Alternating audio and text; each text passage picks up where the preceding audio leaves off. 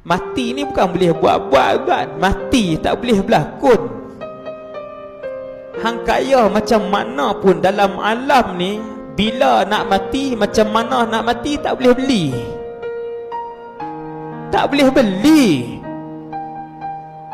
Allah tulis mati atas katil, mati atas katil. Allah tulis hang jutawan, hang kaya, semua orang kenal, puluh-puluh juta orang kenal, mati atas jalan raya, mati atas jalan raya.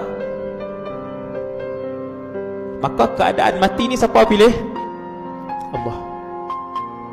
Ketika hari kematian dia mulia, maksudnya dia mulia di sisi Allah. Dia mulia di sisi Allah. Sebab tak boleh pilih. Bolehkah berlakon nak mati waktu solat?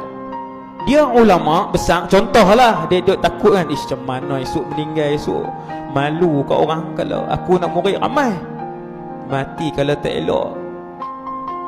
Nak beli kat siapa tuan-tuan? Nak mati, bagi mati dalam sujud? Tak boleh.